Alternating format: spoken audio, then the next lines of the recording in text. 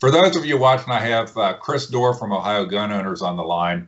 And Chris offered to talk to me for a few minutes today about what we can do locally in counties to really be on the right path in terms of our gun rights and preserving our gun rights. It's just about 2 months ago, Chris, on January 13th, 2020, that Clermont County became voted to be a Second Amendment sanctuary county. And I know a few other counties have done that, and people have done it with or without the sanctuary sign. I went down today to our county building and I looked to see whether the sign was there. And I know there's a very important sign for gun owners, and there was a sign on that building still today that said you can't concealed carry inside that building.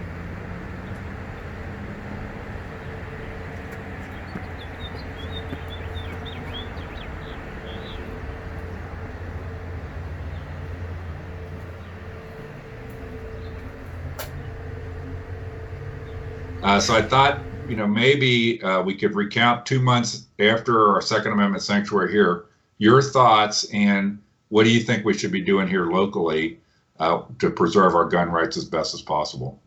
Well, I just look at those signs and I think to myself, my goodness, boy, doesn't that make you feel safe when you walk in there? All the criminals are gonna take off their guns before they come into there. But I think what's happening down there in Clermont County is kind of crystallizing, I think, what's kind of a weakness of this whole sanctuary county thing, especially here in Ohio anyway. It's good in the sense that it gets a lot of people from the local area involved in gun rights that may not have been before. Mm-hmm. But the fact that sign is still on the door when those very same commissioners have declared Clermont County a sanctuary county, well, what have we accomplished if, one of the biggest draws for violent criminals in America is still brazenly on the front door? I mean, these mass shootings happen in gun-free zones. So what's it accomplishing? That's kind of the question. Right. So I think that to me, you know me some, I'm a very rights-oriented guy. I have a couple firearms myself, but I don't count myself out. I'm not out hunting and sport shooting and things like that. And from a practical standpoint, it just seems to me that that's the number one thing, say at a county level or a township level, where people should understand the elected officials don't make laws. They don't make laws that people who are very concerned with gun rights should be about access with concealed carry in as many places, be it transit, buildings, parks, open spaces, that their rights not be restricted in any of those places. And they should all look for their township trustees and their commissioners to get those signs down, unless there are a few places I think they're statutorily required, like a courthouse. But otherwise, I think they have there's a few places they can put them, but most places they don't need them. Yeah, we've had a lot of people. Quite frankly, this whole idea of sanctuary counties, it's been sweeping the country. And so we get a lot of requests from people, what should we do in regards to this? And I always tell them, look, those commissioners do have the authority to remove those signs that are such a welcome mat to violent criminals. That's something that they could do right out of the gate to further their gun rights, is put the pressure on these commissioners to get rid of those signs. I don't know. I've seen statistics from Gun Owners of America that 90% of these mass killings happen in gun-free zones. We got to get rid of the welcome mats. That's what they are. So as far as what people can do locally, that's number one. But then number two, they could sure as heck encourage these local county commissioners to get vocal about the fight for gun rights at the state level as well, and start pressuring their local representatives or local senators to start fixing our gun laws here in Ohio. So real quick, I know we only have a couple minutes. You're a very busy guy. What's the stat? We had John Husted was the speaker at our Clermont County Lincoln Day dinner.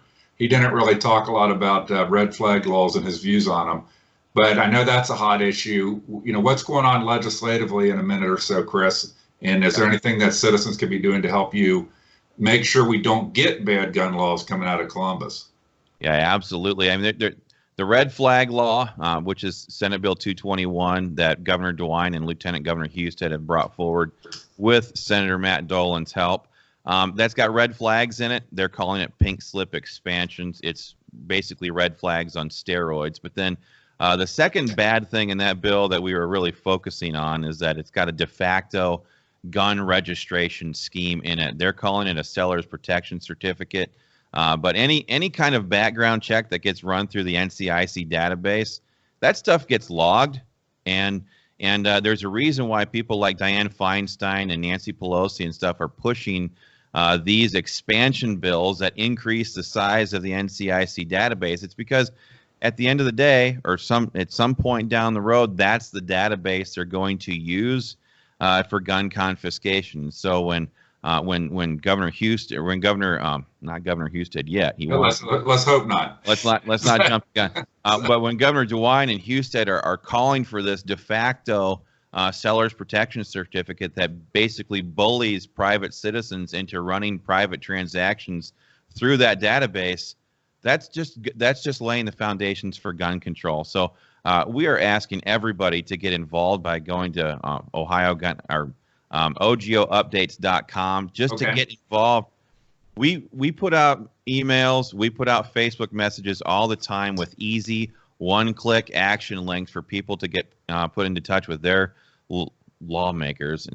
I don't like that term. They're politicians, to tell them no on bills like that. But then we're also fighting really hard right now for House Bill 381 or Senate Bill 237.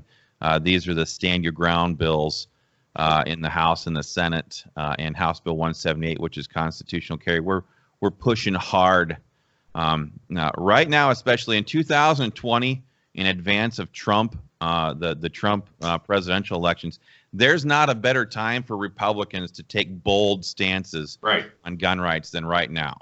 There's not going to be a better time. 2022 definitely is not going to be better than right now. So we're pushing hard for those offensive bills to get passed.